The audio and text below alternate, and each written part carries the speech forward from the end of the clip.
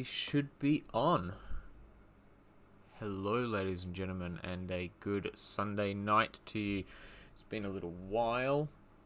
I guess it's been a week and 2 days, so we're due to answer some questions.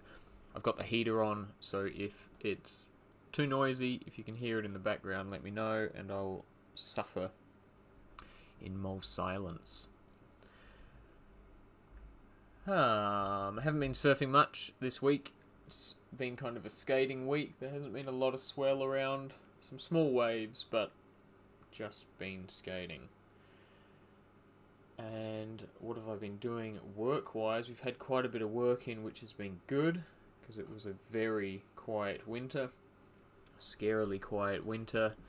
But the sun's starting to come out now, so we have more work coming in. I've got 3 surf skis in the shed at home as well, so plugging through them. Should finish 2 of them tomorrow, so things are starting to pick up a bit for the summer. Jesus. Anyway, let's get back into some of these questions. That's an easy one. Limey Banton. Love your vids, bro. Been a fan for a long time. Ding nerd to ding nerd. Easy.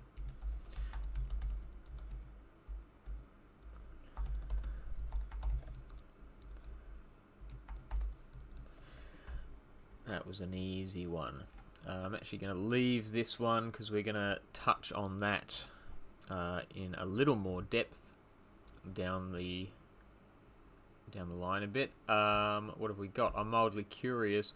I can find replacement for straps for €30. Oh, so this is mask straps for the full face 3M respirator, which cost me, give or take, $90 to replace those straps. So I was saying one of the advantages of kind of the Chernobyl style full face mask was there is no strap, so the straps can't break. It's going to save me about $180 a year.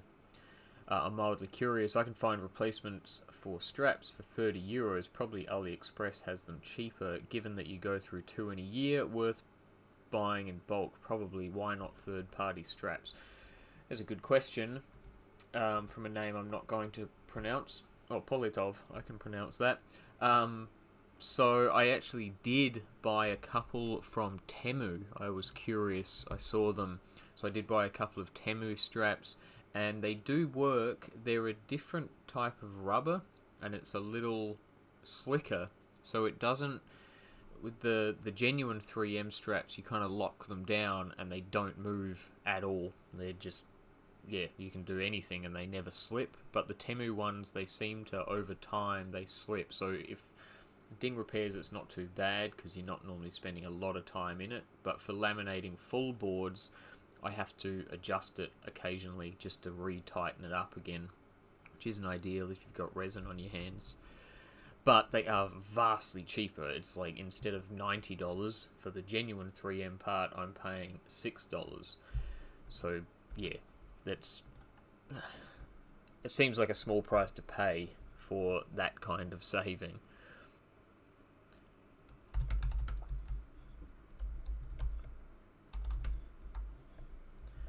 This is really difficult. I have to move this because I cannot type with that in the way. So that can go down there. I did... oh, jeez.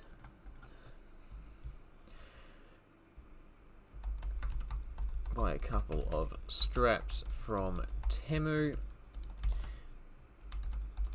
They are pretty decent, but a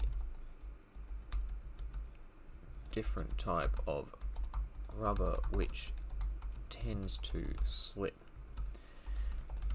So the mask needs regular tightening while wearing it. For $6-ish a strap though.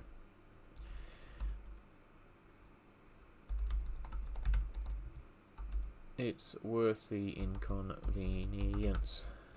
That's not how you spell that. Is that E-N-C-E? Oh, jeez. Yeah, so I'll keep playing around with them.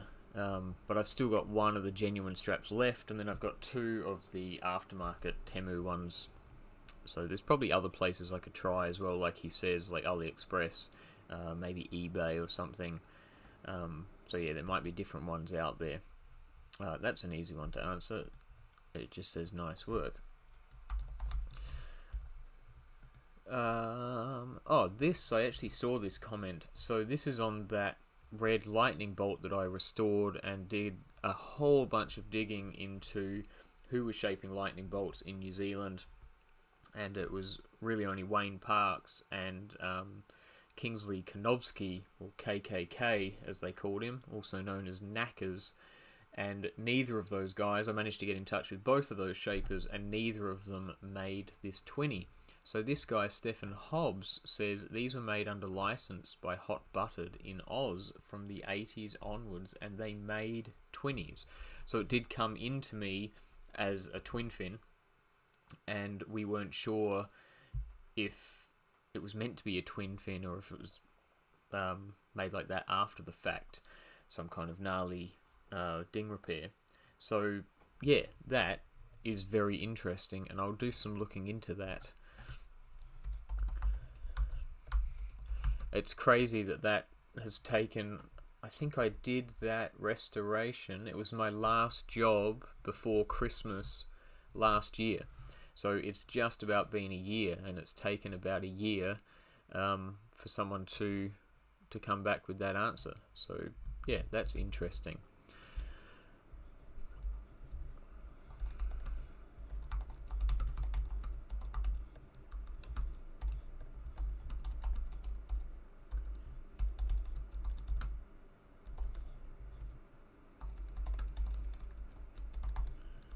It's also interesting that I did put that board and that video on the vintage surfboard collectors page, and nobody picked up on that. There were a lot of guesses of shapers, but and most of them were Knackers and Wayne Parkes, which were incorrect.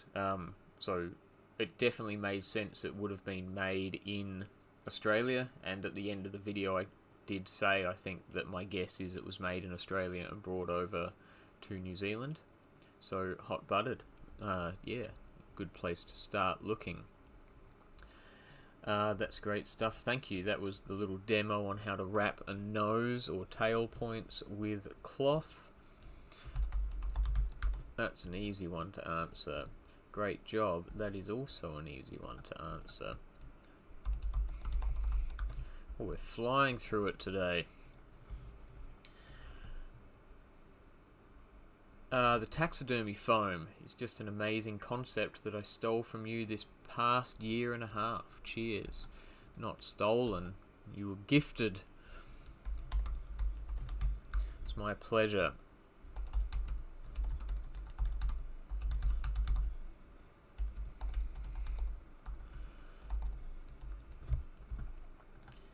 So he's obviously taken my advice when it comes to finding that foam. I get asked all the time, where do I find the foam? What brand of foam do you use? I don't use a brand of foam. I don't use a company. I use a taxidermist. And this taxidermist orders foam in for his stuffing of animals, and so I just tack on to his orders basically. Taxidermists are generally using 56 kg foam for their animal stuffing pleasure. That sounds so weird. So if you're struggling to find a decent two-part foam in 56 kg, just Google your nearest taxidermist and ask them what type of foam they're using, and would they share their supplier with you, or would you be able to order with them when they order. And for the amount of boards I fix, and I'm using that foam daily just about, most certainly weekly, I have to order it twice. So I order a 5-litre kit at a time. So I'm using roughly 10 litres a year of this stuff. So you don't need like a big constant supply that you're going to be buying all the time. So yeah, contact your local taxidermist, and if you are a local taxidermist, expect a big influx of phone calls from surfboard ding repair people. Always love your videos. Cheers. Easy one.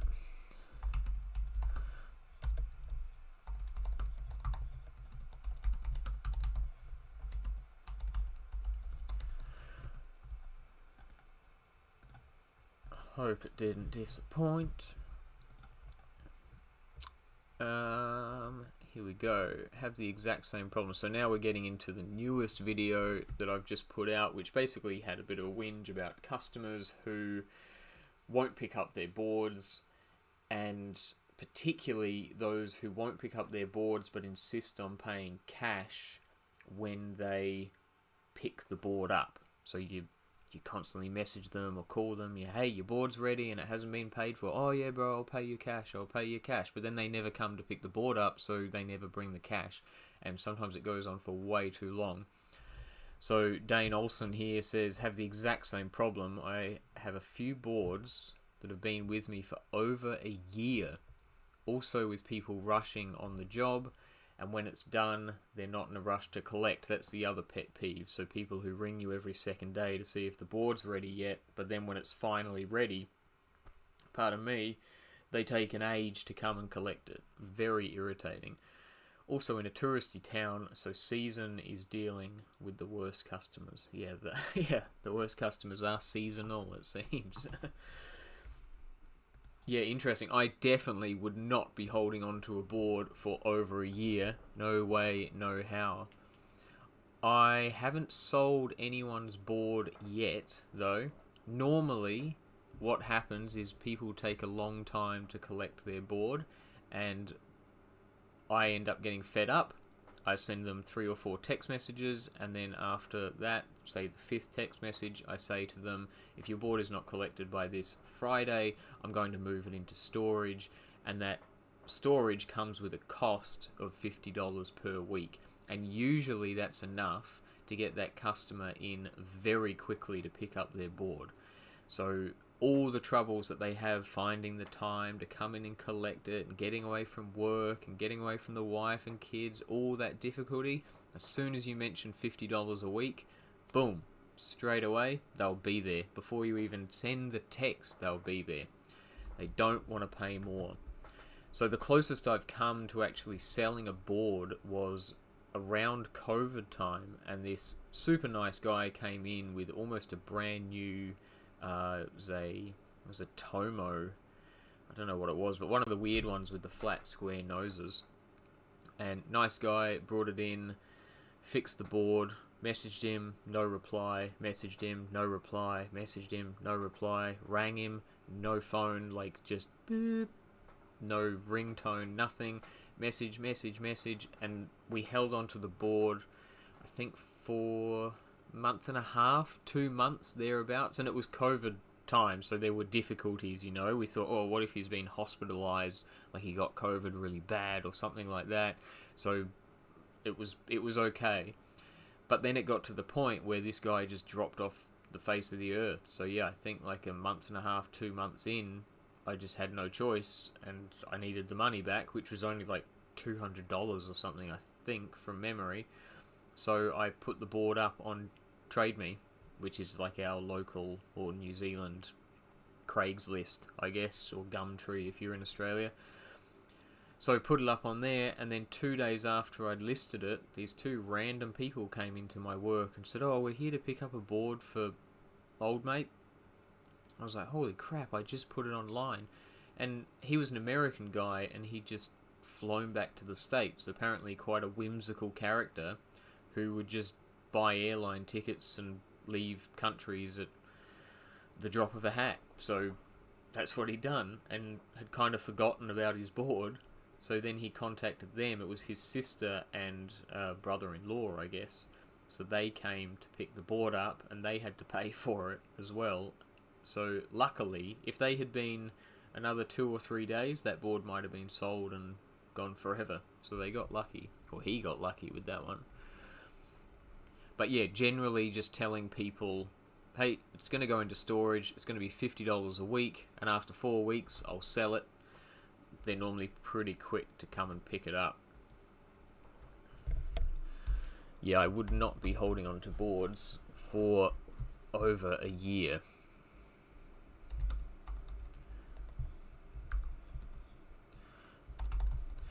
Usually I get to a stage where I send a text that states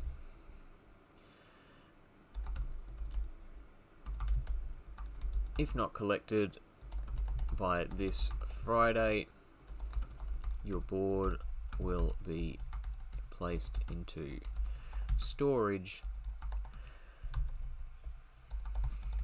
which will come with a additional $50 per week fee. You would be surprised how quickly people come and pick up their boards after reading that message. An additional fee. Ville Hietala. Yeah, I know Ville Hietala. You have an interesting, captivating style of making videos. Watching them feels like I'm right there, following the entire project's progress. Is that a pencil sticking out of your hat? Yeah, okay. I wonder if that comment was written with AI. So Ville was actually in the room with me when this video premiered. So it was me, my partner Maria, and Ville sat there and watched it together. And he has, I guess, left this comment while watching the video in the same room as me. And he's quite a fan of the AI stuff. So I think that's AI. That's my guess. And yes, it is a pencil sticking out of my head. So at Shapers Collective, we sell lead head hats, which are a New Zealand company. Builder started, or a couple of builders started the company, and basically every type of hat they make has a little pocket for your chippy pencil, so you can always have your pencil at work when you need it. It's very handy, but I'm still not really used to having the pencil, so sometimes I need one to mark a fin box or something, and I spend ages looking for a pencil, finally find one, use one, then throw that pencil back, and then I'm like, ah, shit. There was one in my hat the entire time. Yes, that is a pencil sticking out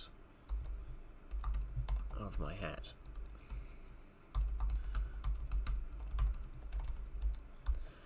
Never know when you might need one. So Ville is a buddy of mine from Finland, who I used to skate with in Finland, and, well, actually all around the world we skated together, downhill skating mostly, and he's in New Zealand for the summer. He actually got here back in, I don't know, June, I guess, thereabouts. But now he's come to town and is camping out here for the summer after travelling the country. Mark Shaper, here in Brazil we have the same problem with those types of customers. Now I just ask always 50% budget to start the board, like a deposit, so I already have the money at least for the materials. And also here we can't charge a lot for the repairs because most of the boards are used and cheap. It's a really hard job. You need to be patient and love your job. Yes, you do. So it sounds pretty similar. I don't think anywhere or anyone anywhere can really charge comparatively a lot of money for repairing surfboards, because they are comparatively cheap when comparing them to things like kayaks, boats, cars, foils, all that kind of stuff, SUPs, all that type of stuff. Definitely I charge more to fix those type of surfcraft because they cost more, so the liability and the risk for me is greater, especially things that like surf skis, for instance, which are kind of, it's hard to find someone to fix them, and then also they're like 4 or 5 grand brand new, so it's a big liability for me to have them. So they certainly cost a lot more. But it seems this type of customer exists everywhere, and asking for the 50% deposit is not a bad idea. I think I would probably do that if I had an EFTPOS machine, so I could take bank card. So the way I take payment is you can either pay me cash or I do bank transfer, which is a big thing in New Zealand. I don't know if it is in other countries, but most people, I would say 80% of people, pay me via bank transfer. The other 20% is cash. So if I had a customer come in and bring me a board and I say, alright, it's going to be $100, so send me $50 now, and they bank transferred me $50, that $50, if we're with different banks, it won't actually come into my account until tomorrow, potentially. So then I can imagine I get customers, which happens all the time with paying anyway, but they would forget to do it, or they type the number in wrong, something like that. So then I'm trying to fix boards and chase my 50% deposit from this person, and then when the board's finally done, the same thing happens with the last 50% of the payment. So now I'm chasing this customer for money twice instead of just once at the end. Whereas if I had an EFTPOS machine, so they could pay with card on site, then it would be easy because they just scan their card, put the PIN in, and it's done. But the reason I don't have the EFTPOS machine is because, one, I don't have internet at my workshop, aside from my phone data, and two, they're super expensive, those EFTPOS machines. They come with fees and monthly things you have to pay, and it's a lot. And in all honesty, like old mate says here, you don't make a lot of money fixing dings, and so with already tax and materials to worry about and rent and all that type of stuff, I don't want to be worrying about subscribing to some EFTPOS service either. So that's kind of why I've stayed away from taking the deposit, but it might be something I have to look at in the future.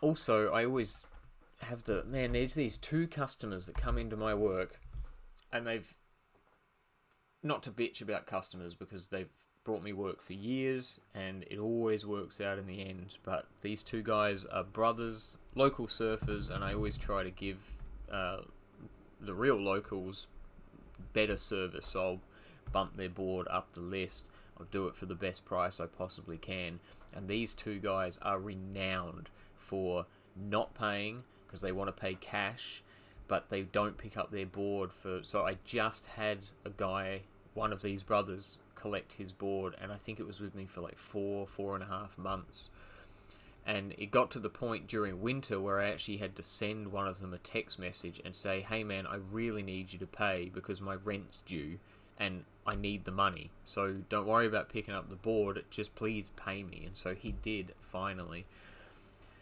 So, and every time they do this to me, I think next time I'm going to tell them they have to pay in advance. But this time it really is happening. The next time they bring me in a board, I'm going to make them pay in advance, because I think I have a thing too where I just generally like to think the best of everybody. And so I think, oh, well, there was probably something going on the last time, but this time it won't happen again, and then it happens again. I'm like, oh, there was probably something happening, and oh, it doesn't really matter, and blah, blah, blah. So I always kind of justify it, but I can't do that anymore. It's just, it almost killed me in the winter, in all honesty. Like I said in the video, there were a couple of times where I was owed thousands of dollars, and I was paying for materials and rent and food on my credit card and from my savings, even though I was owed heaps of money from customers, but just no one would pick their boards up and pay. So it's not worth it. I can't do that anymore. So I need to stop thinking the best about everybody and start assuming the worst about everybody. Maybe not quite that, but be a little more suspicious maybe.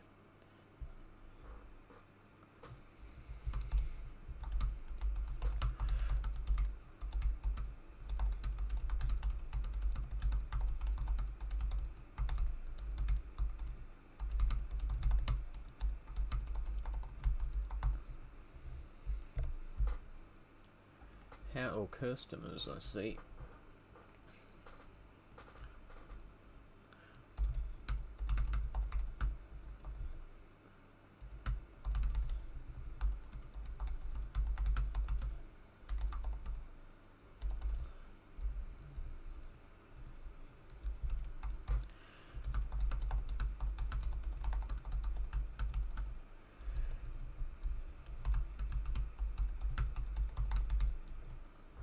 Sorry guys, it's hard to type and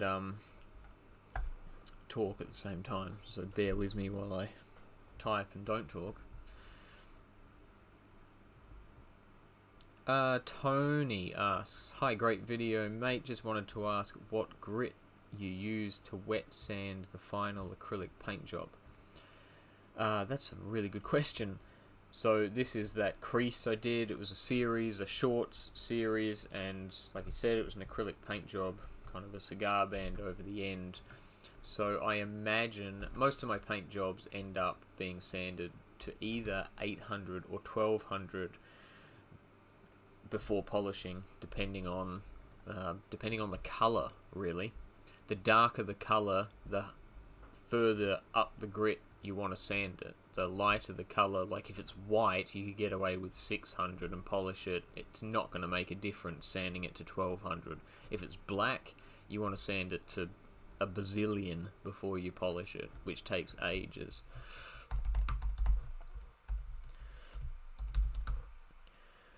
Most of my paint jobs end up being wet sanded to either 600, oh no, that's a lie, 800 or 1200.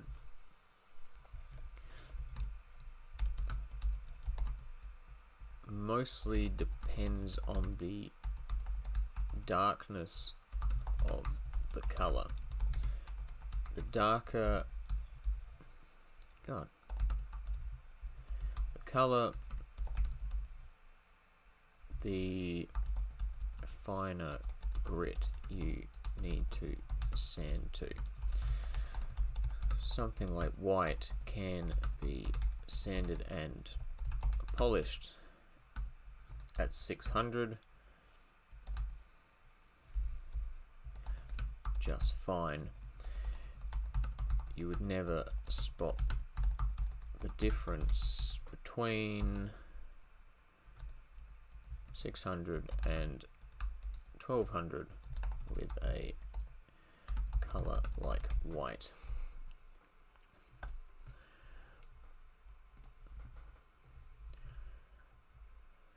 Ding Repair Man here. Yep, I have those those shitbag customers also. Surfers are not high-end clients. No, they are not. Must deal with it and keep on keeping on. I like that. I might have start a wall in my workshop of shitbag customers, like when you go to those American restaurants and you they have the giant burger wall with the person's face like this. I'll have the shitbag customers wall with the guy's face like this. I like that.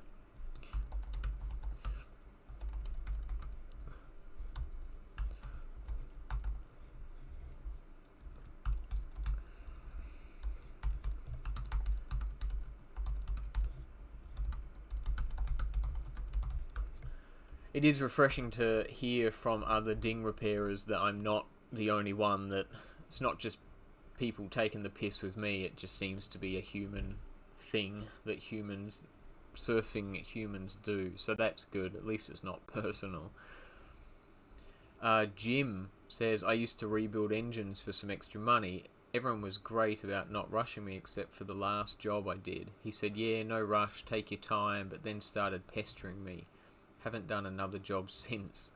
The greatest advantage of being self-employed is the ability to turn down jobs. That is very true. Man, I used to fix this one guy in town's stand-up paddleboards, and he was the most irritating human being I've ever dealt with. He occasionally, he'd bring a board in, like a ding in his sup or whatever it was, and I'd get to work, I'm normally at work at 10 a.m. I'm normally there from 10 to 6. That's my general hours that I try to keep.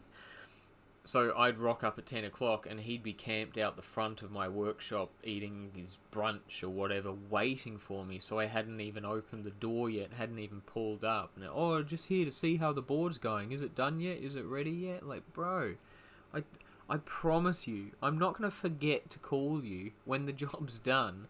I'm going to message you and let you know it's finished. You don't have to, like, hound me all the time. He was painful, and he'd rock up. You'd be halfway through sanding something, and he'd rock up and then have a yarn with you, and he'd be trying to talk to you for half an hour, and you'd trying to, like, work out a polite way to tell this man to fuck off because you're trying to work. Yeah, it was really painful. Phone calls are the other one too.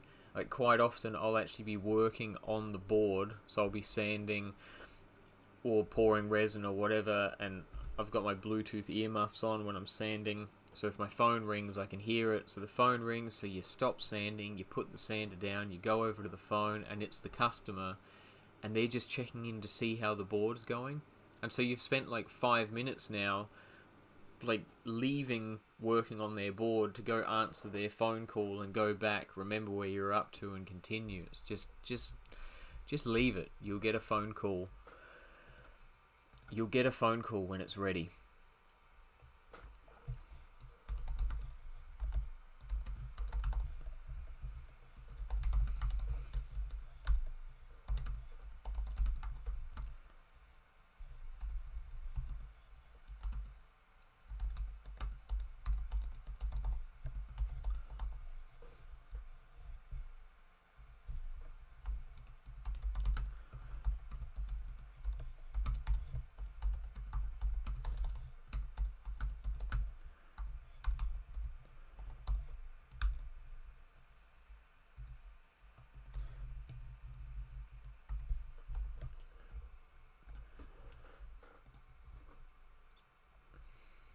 Third Earth, welcome back. Shitbag customer wall of shame, classic. I think that's a good idea.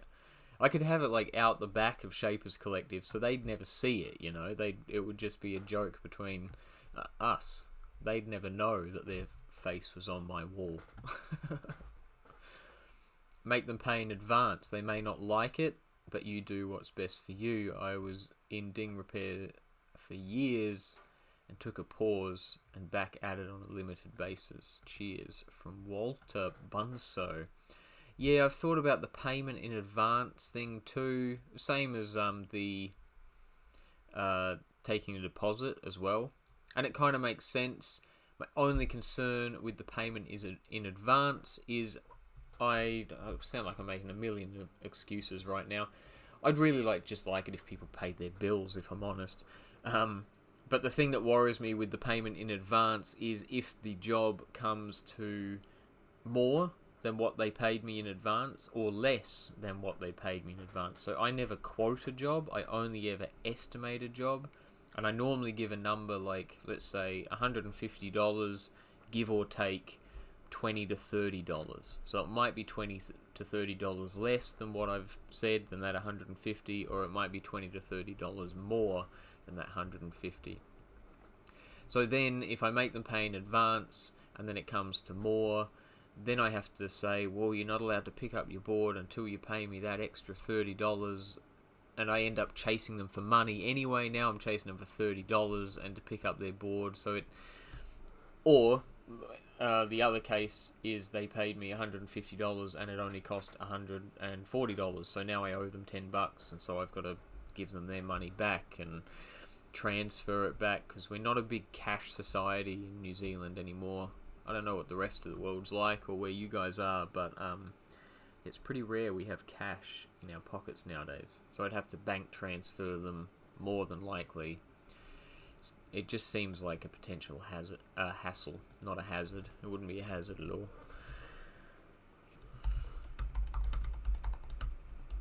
I have thought about that. My concern is that I never quote jobs, I only estimate.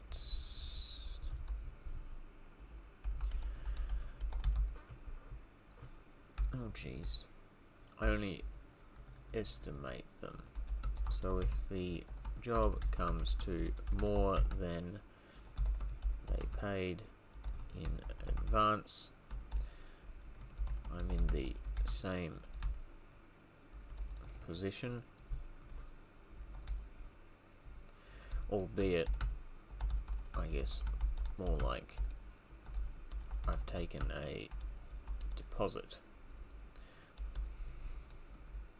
or I owe them money if it's cheaper than my original estimation.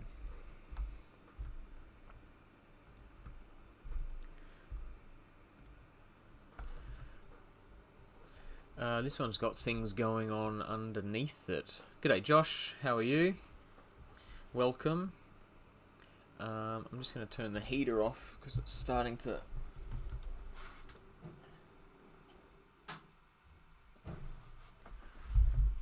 get hot. So Jonathan asks, and there are some answers. So this is the short I just put out yesterday, maybe, messing up your poly coats. So I laid down my hot coat, put the cloth, put over the resin coat, and forgot to put catalyst in my resin coat. So the fix for that is just to mix more resin with catalyst and then lay it over the top, and it will kick off your uncatalyzed resin as well. Pardon me. So Jonathan asks, anything for epoxy resins? I did this once in the second board I ever glassed, and it was a nightmare, which I can imagine. And then Third Earth Surf, who is with us right now, he said, can you clarify that statement? I'm generally curious. Correct me if I'm mistaken, but it seems that you stated that you added MEKP to uncured epoxy. Please forgive me if I read that incorrect. And Whitburn said, nah, you're screwed with epoxy. Got to peel the glass off if you forgot to add hardener to the lamination. If it was hot/gloss coat, you'd need to clean it all off. What happened to me twice, nightmare. So yeah, what he was saying, Third Earth Surf, I imagine, because I can't honestly imagine anyone would forget to add hardener to their resin, because your required volume would be way too little. So I imagine surely somebody somewhere has done that before and not added hardener. But I think what has probably happened more often than not is not adding enough hardener, or adding too much hardener, or not mixing it enough, so it just doesn't cure right. Josh Shannon, what device do you recommend for routing fin boxes? Going to install some future twins and wonder if it's worth buying a DeWalt or Makita laminate trimmer as opposed to the good old Death Trap Azito. I'm glad you said that, Josh. I use the Makita, and it's amazing. It's still, without a doubt, in my top 3 tools that I ever bought. And from a safety perspective, it would be number 1 for sure. I don't fear for my life using that tool. It's an amazing tool. That said, I've never used the DeWalt, but I imagine it's as good or pretty close to. I think with a tool like that, you're just better off paying the extra money for a higher end version. Anything, my new rule after that whole thing dealing with the Zito and then upgrading to the Makita and realizing the difference, from now on, anything that has a spinning sharp piece of metal, I'm paying as much money as I possibly can for it. I don't care if there's a difference between $100 and $2,000. I'm going to save up and buy the $2,000 version, because I don't like being around sharp, spinny metal things.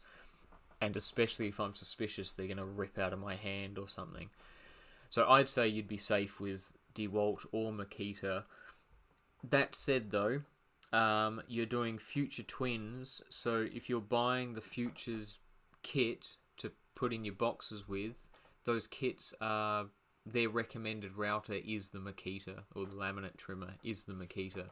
So you also want to make sure, if you haven't bought the Future kit yet, or for anyone who hasn't, it comes with a plastic sleeve that your laminate trimmer slots into, and that kind of, you use it to adjust your depth.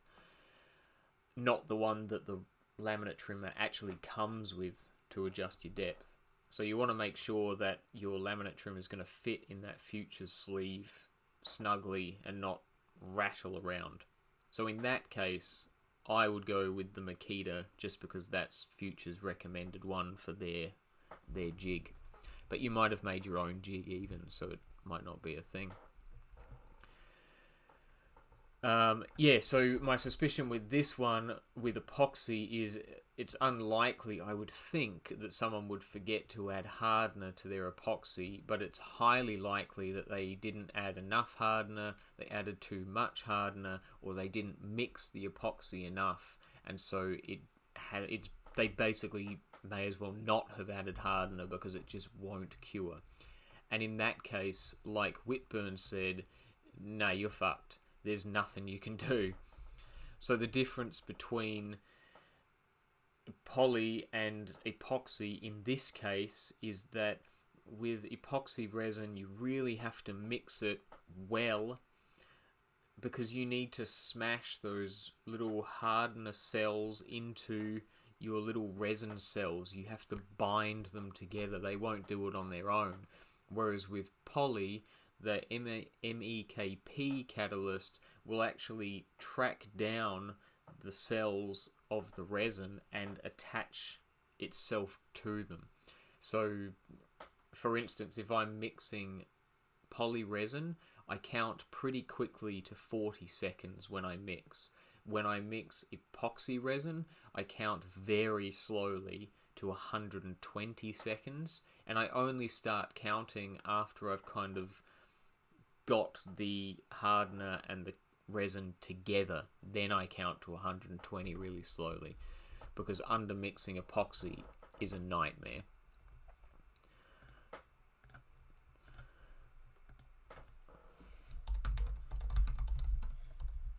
So I imagine with epoxy, it's pretty rare to forget entirely to add hardener. How the hell do you spell hardener? I thought I had it the first time. Harden. Oh no, I didn't. I'm dumb. To add hardener, but very common causes for this type of situation would be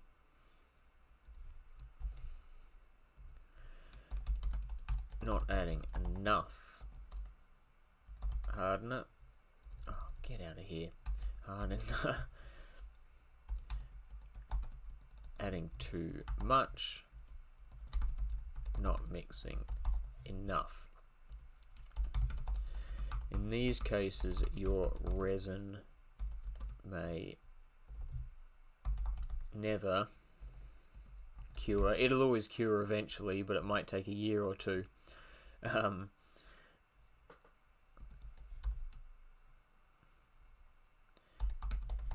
If you find yourself with this issue, like Whitburn said, what's going on here? You shagged. Oh no, I did it again. Boom.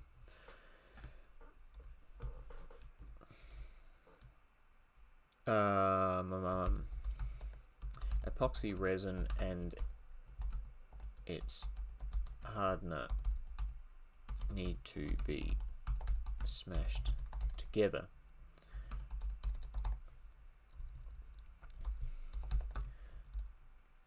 They won't naturally bind to one another. Unlike poly and MEKP, where the MEKP tracks down the resin cells like sperm to an egg, and attaches no itself to the resin. Oh, did it again. God, that's annoying.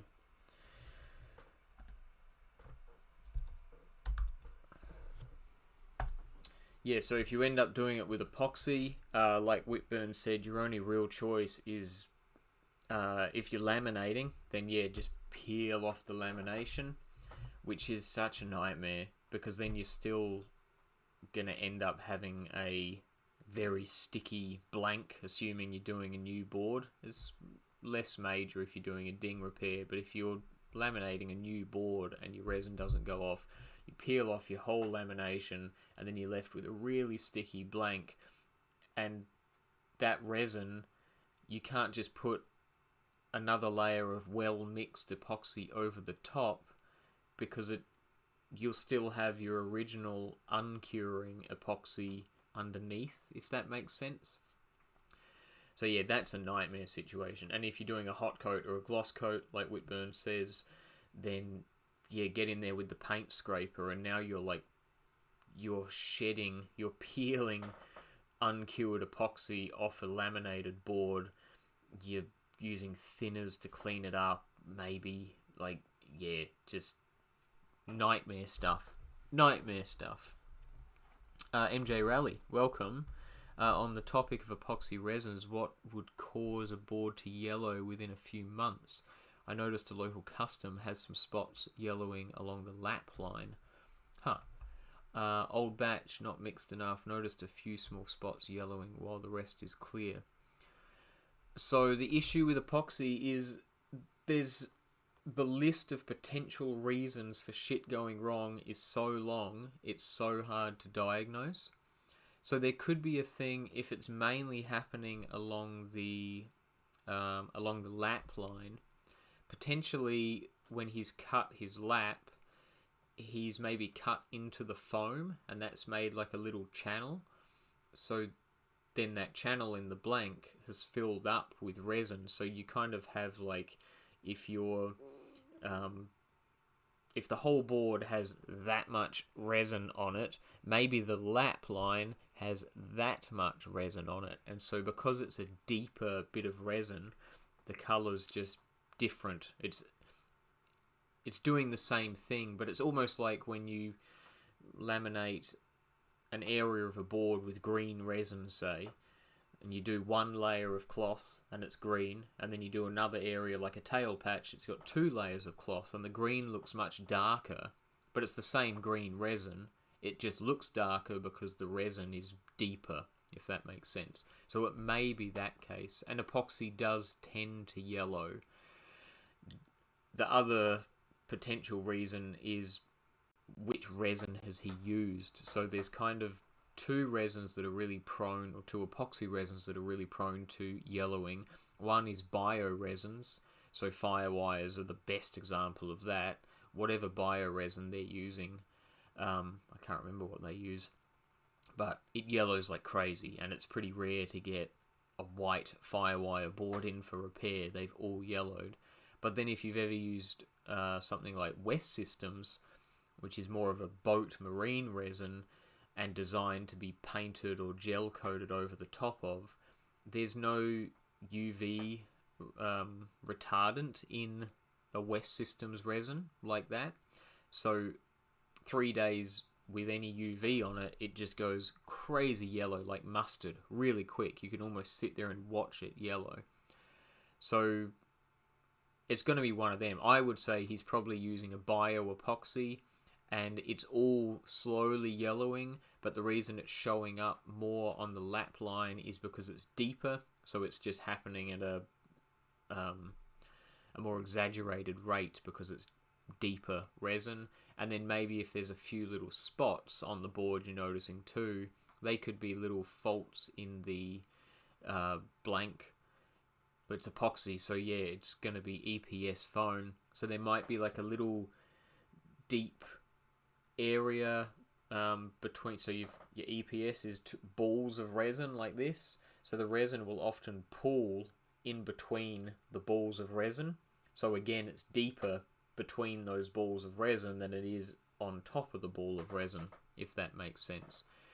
That's why tints on EPS generally don't look that good, because if you do like a blue EPS board, you'll end up with dark splotches all over it where the resin is pooling deeper between the little balls of foam than it is on top of the balls of foam. Hopefully that makes sense. But yeah, definitely send me some photos. I'd be interested to see it. But that would be my guess.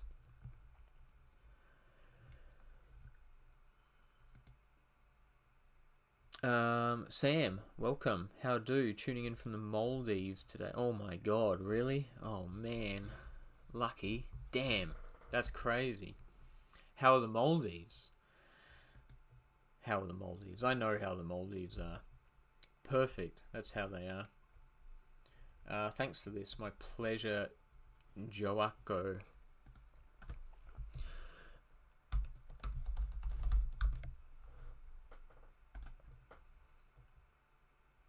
Oh, and the last comment. So I'm pre-planned for all this. So you might remember we skipped one down here. So it's kind of the last, or the same thing. So I'm going to refresh this page, and hopefully it'll just leave us with those 2 comments, unless somebody else has written something. I always say that, and no one ever has. Oh, I'm on Wi-Fi. I'm going to turn that off. So we're on the the Ethernet. So these 2 guys, you guys, I'm prepared for them. So the first one, Jonathan Hughes, they're both on the same video as well. It's just a short and talking about replacing foam in surfboards as opposed to filling giant holes with resin and micro balloons. So Jonathan says, I love how he wears the respirator. Well, he needs a voice. I love how he wears the respirator when mixing chemicals, but never wears the respirator when sanding down the foam. Lol. Classic Jonathan. And then Purdue Farmer. Alright, I don't want to mess with these guys too bad. So they say, quick question, why did he attack that foam bulge with a sander instead of cutting it down with a razor first? Even with an aggressive abrasive, that must be time consuming as well as create a ton of unnecessary dust. And then Jonathan Hughes, no doubt, has liked this comment right here. So I have a sneaking suspicion these 2 are in cahoots with one another, and they know each other. So what they're referring to is I've poured the foam in the hole in the board, the foam has expanded, the next day I come back and I've got kind of like the foam's about that tall above the board, so instead of taking a blade, which Purdue would like me to do, and cutting the top off and then just sanding a little bit, I just sand the whole bloody thing. So that's Purdue's issue. Jonathan's issue is that I don't wear a mask when I'm sanding down the foam. So I have some things here that I'd like us to look at. So I'm actually going to... it's been so long, I can't remember. Oh yeah, here we go. Alright, so... first thing we're going to do is drag that over there.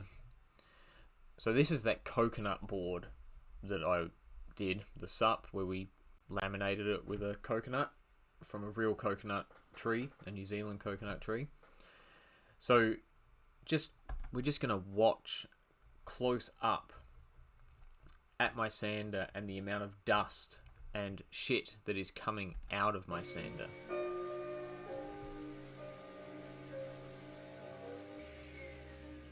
You'll notice that there's like nothing coming out. And the reason is there's a little bit just there, some little crumbs.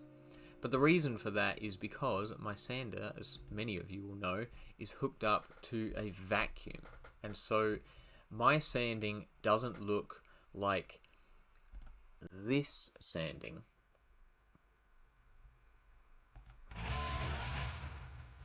Look at the dust flying off of his sander. Notice he's wearing a mask, because look at the amount of dust flying off his sander. Imagine all the dust on his floor, whereas my workshop, you may notice in my videos, is pristine. I stand in there all day, every day, and my workshop is pristine. And the reason I use an orbital, and the reason it's hooked up to a vacuum, is because I don't want to work in a hellhole like this, covered in itchy fiberglass, all day, every day. I'm wearing a mask all day, every day, just breathing in my own carbon dioxide. And then just to sink it in, let's have a look at this guy's as well, and look at the dust coming off of his sander. This is Pimpone. So look at that dust. It's crazy. And now we're just gonna, just to drive the point home, we'll go back and look at my sander. You have to put on. And sorry guys, my there's a computer black hates pinstripe as well, I believe. Multitasking. Yeah, under here. One day I'll get a So we'll probably get the paint on tomorrow, but get it sanded up, ready to go today. So any minute, here we go. Now look at the no dust coming out of my sander, because this hose here goes into a vacuum cleaner. The only place you'll ever get dust, you'll notice, is where the pad isn't flat. So if I'm sanding like this ridge along here, there'll be a little bit of dust that doesn't get sucked up through the holes. But if my sander is flat on the surface, then there's nothing. No holes, no dust at all. And then just to drive the point home a little bit further, we'll kill that. And this is me yesterday working in my shed on a couple of surf skis. So I don't have the vacuum because I'm at home, and I'm using just an orbital sander, the same as I usually do, but not with a vacuum, obviously. And look at the dust cloud. Notice I'm wearing a mask. You see that? Because look at the dust coming out of it. It's crazy. So the reason I don't wear a mask is because I've sunk a lot of money into a really good sander that extracts dust really well, and into a really good vacuum that extracts dust really well. And this is a really deliberate thing, because I don't want to wear that all day, every day. I'm doing on average 5 hours of sanding every day. My skin would just be a nightmare. My face would stink if I wore a mask every day, all day. It's hot, uncomfortable. And if I didn't have the vacuum, then I would constantly be sweeping and cleaning up as well. I could never keep finished boards clean. They'd be covered in dust. I couldn't eat in my workshop. Nothing. Sam, sorry, a few minutes behind. It's lovely here, but on a bad island for surf, which sucks, on my honeymoon. Oh, congratulations. But the missus is outside reading her book, and I've had enough sun for today, so chilling inside. Good shout. Well, congratulations on the wedding and the honeymoon, Sam. And the Maldives is a perfect place. I don't suppose you're a spearfisher, are you? Because there's good diving over there as well. Good fishing even. If you're not spearing, then you could go fishing. So anyway, that's my answer to Jonathan about not wearing a mask. And Purdue Farmer here said the same thing with unnecessary dust, but that's not the case because of my vacuum. But why did he attack the foam bulge with a sander instead of cutting it down with a razor first? Even with an aggressive abrasive, that must be time consuming. So with 80 grit or 120, which is what I'm going to be sanding this foam lump down with, it's going to take 15 to 20 seconds to sand down to the board's level. Now if I was to go and get my Stanley knife, walk over to the board, flick the blade out, saw through that bulge of foam, throw the bulge of foam in the bin, put the blade away, walk back to where I keep the knife, put the knife away, walk back to the board, get the sander and sand it, it's probably going to take longer than 15 to 20 seconds. So I don't know if it's quicker, but it certainly doesn't take a long time in comparison to cutting it with a razor blade first. So those are my answers to those questions. I'm going to heart both of them.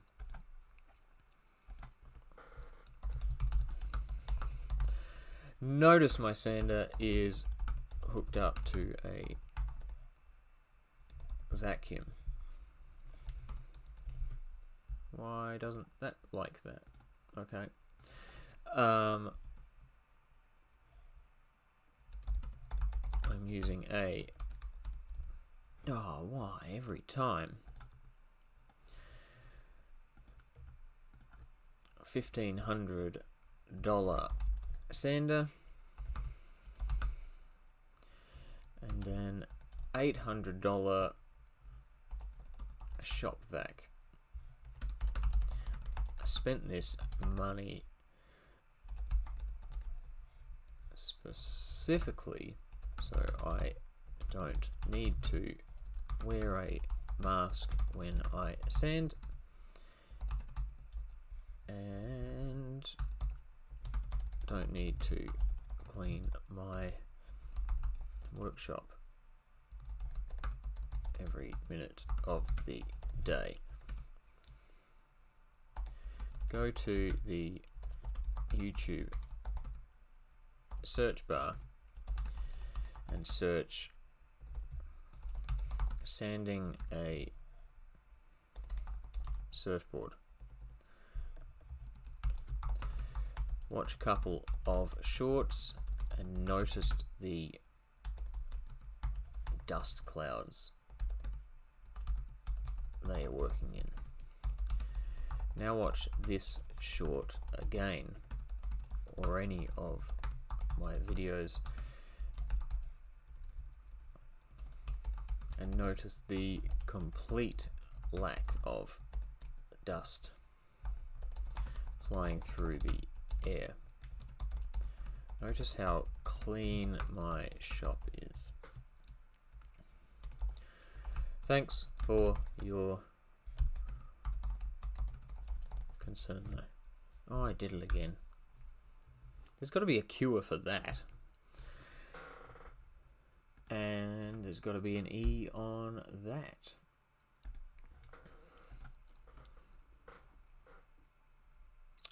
Sam, I've seen on the Backyard Shapers page a few times lately people putting paint under epoxy, but as far as I'm aware you always say paint over. Pardon me. Why am I being told I'm wrong when I've mentioned this? Because 90% of people on Backyard Surfboard Shapers page don't know what the hell they're talking about. They've read a lot, but they haven't actually put it into practice. So they're not wrong, and you can paint under epoxy, but it must be a water-based paint, generally speaking. But even with a water-based paint, the reason I say... I tend not to say you can't do it, I say you shouldn't do it.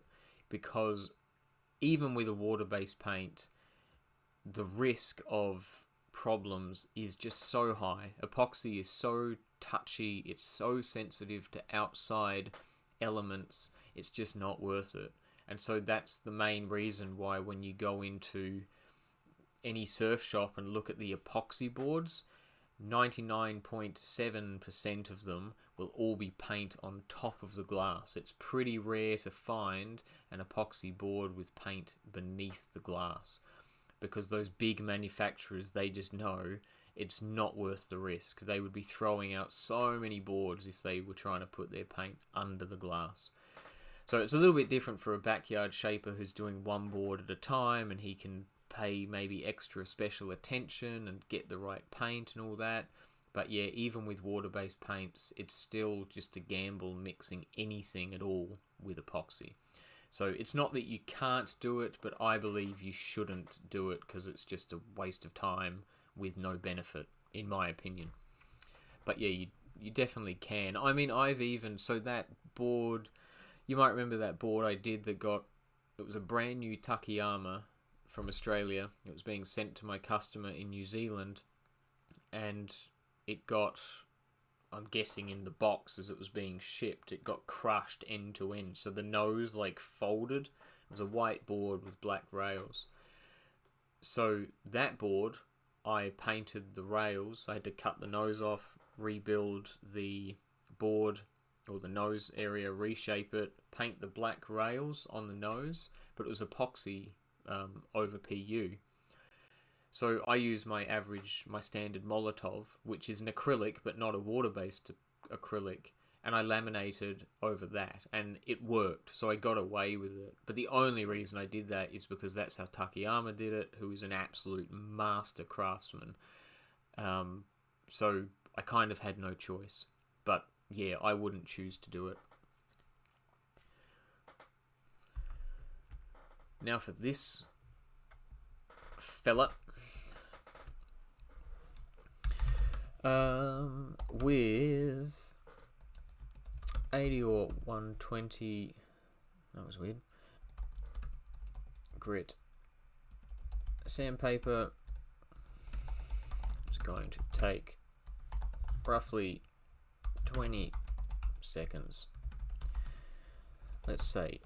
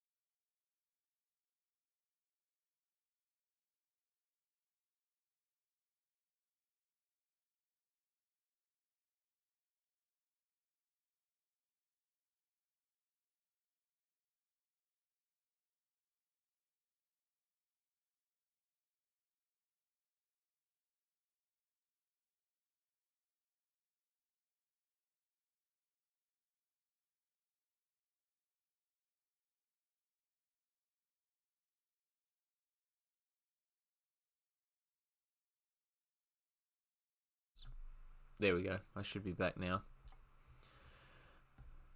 Alright, you should be able to hear me. Yeah, there we go. Let me know if you still can't hear me. Let me know if you can hear me again. It happens when I'm typing, because when I hit so 1, 2, and 3, the 3 has no sound, only sound from whatever's on the screen. So when I'm typing and I hit 1 or 2, it changes the screen around. Pardon me. Loud and clear. Good news. Benjamin, how are you, man? Hey man, just bought a new Ocean Line softboard today and got it home and noticed some bubbling. Any thoughts? No. Soft line. So, moving on. Soft line. Sorry, what did you say? Ocean Line softboard.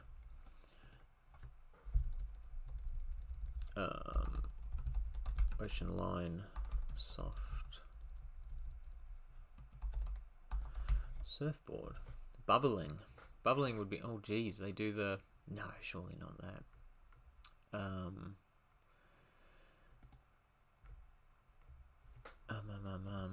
Where is the bubbling? Third Earth Surf, maybe it's just on my side. Can you still not hear me? Testing.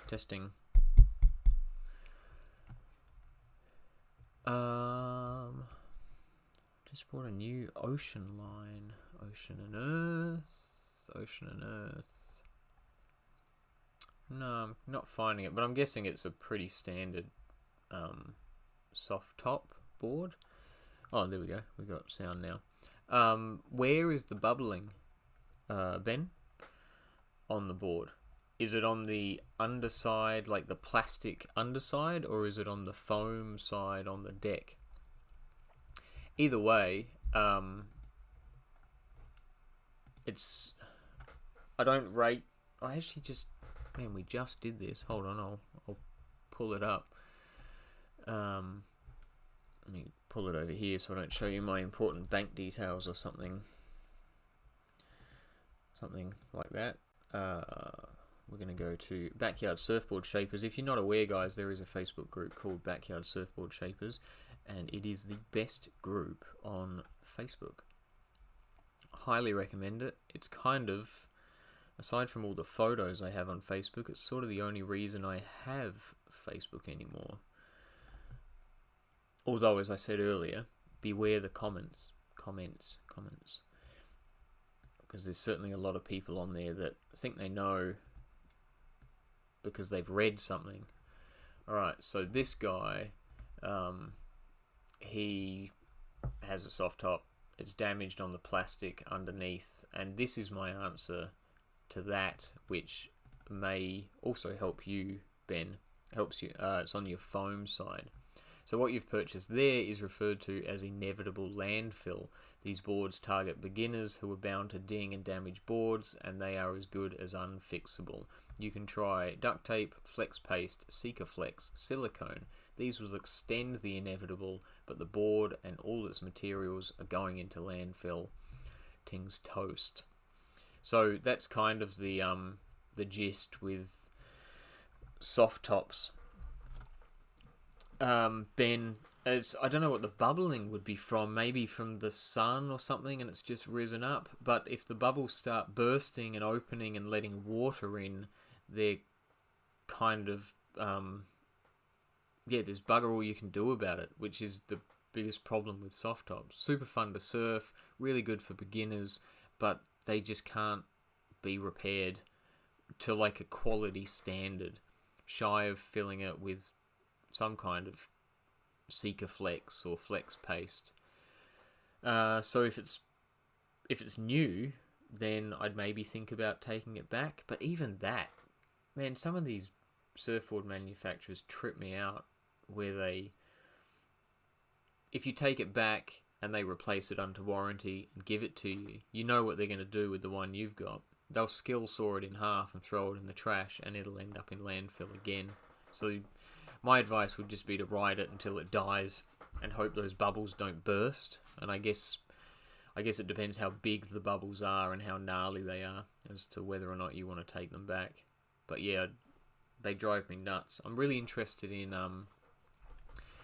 I can't remember his name, but I was listening to a Surf Splendor podcast, and Vadua Surf in Wellington also do something similar.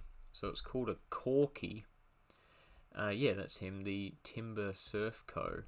So he's in the States, and he's making wooden boards, or they're wooden laminates, EPS cores,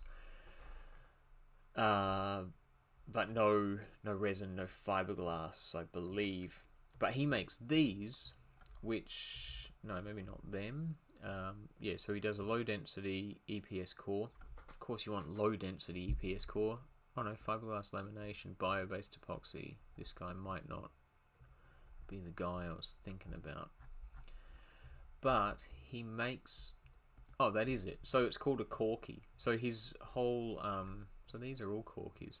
His whole concept is that it's a soft top, but instead of using foam, he's using cork. He's wrapping the whole board in cork. So it's still the same construction as his other boards, like the Splinter series, let's say. Which one? Oh, there we go. Yeah, there we go. But instead of wrapping or having it like a veneer finish, he might still have a veneer under it, but he's wrapping the whole board in cork, essentially, which makes the board soft, but repairable, because you can just cut that cork out and replace it. Clearly, I don't know enough about this and what I'm talking about, but that's the general gist of it. Oh, thank you, Ben. Unnecessary, but appreciated very much. Thank you.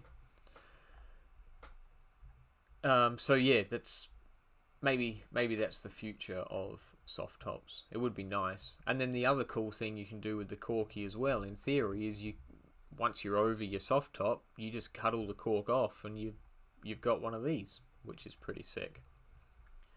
Yeah, they're definitely nice boards. So do these have the same construction? I can't remember the guy's name, but he's got he did a podcast on Surf Splendor, which is, if you haven't listened to Surf Splendor, it's a podcast about surfboard shaping mainly. They have surfers on as well too, but yeah, it's kind of more focused towards surfboard building. This might not be the guy, but the biggest downside I found in this guy's boards, if it's the one I was talking about, was that they were all EPS cores. And his whole premise was he was trying to make an environmentally friendly board, but I just don't think you can do that if you have an EPS core. Because once that EPS gets wet, which is all but inevitable, certainly less so if you're doing like timber veneers and things, because the boards are so strong. But if water ever does get in the board, well, the board's done. Its lifespan suddenly has a limit on it. So yeah, I found that was his biggest flaw. And same with Verdure as well in Wellington. I think they're leading the game as far as I can tell with environmentally sound surfboards. It's not just like a scam, you know, like these guys are really putting a lot of hard work and effort and thought into it.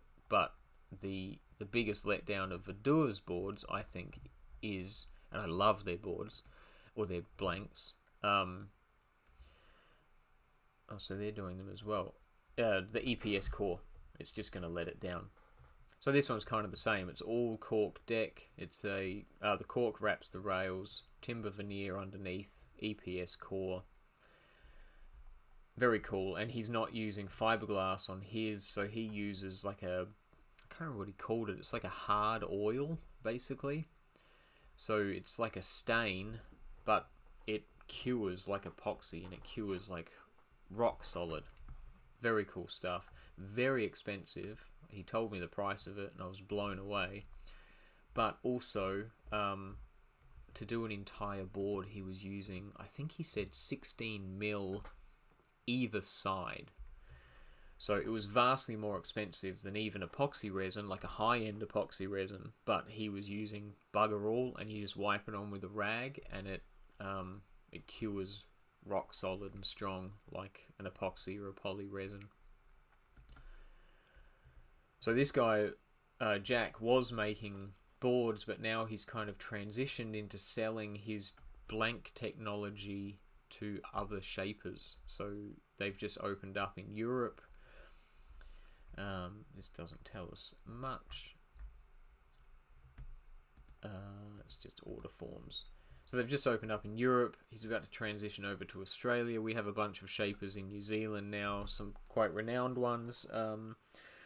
Roger Hall, Ray Finlay's just ordered 3. So they're making their own shapes, but they're using Verdure's construction type, which is very, very cool. And he's a mad scientist, so he seems to be aware as well that the biggest letdown of his boards is the EPS foam. So he's actually trying to make his own type of foam, which would neither be a PU or an EPS.